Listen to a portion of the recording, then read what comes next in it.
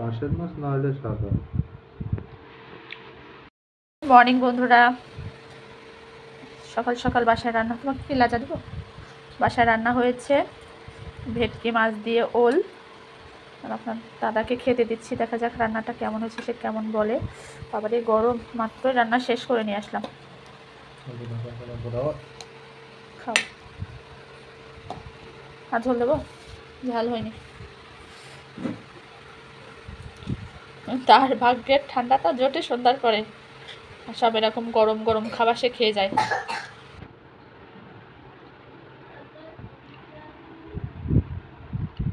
মাছটা স্বাদ আছে?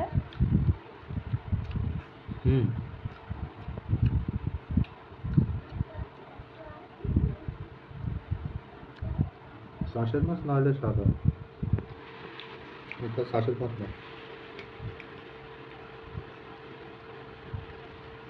তরকারিটা কেমন হয়েছে?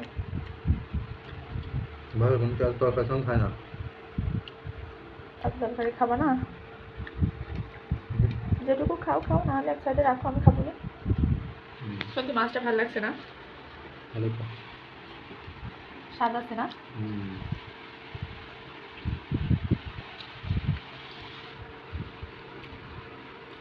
পোলটা দেখো তো সিদ্ধ হয়েছে নাকি?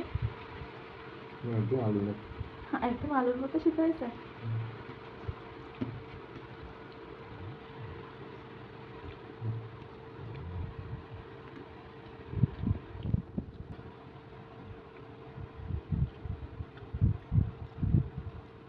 সকাল সকাল বৃষ্টির মধ্যে যে রান্না করছো,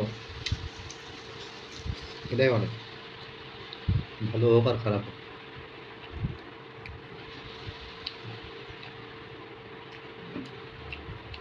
ঘুম থেকে ঘুমের চোখ বন্ধ হয়ে যায় এত সকালে উঠে আমি। আপনাদের দাদা আমাকে রাত্রে রান্না করে রাখতে বলে, আমি চোখ কতক্ষণ পরে মানে কি যে ডলাডলি করে আমার চোখ ওপেন করে আমি, ঘুম আসে। মানে রাত্রে একটু লেট করে ঘুমানো হয়, যেহেতু ফোনে ভিডিও এডিট টেডিট করতে হয়, বিভিন্ন ঝামেলা থাকে। দেখুন, তার মধ্যে আজকে এক ভাগে রান্না করেছি এটা।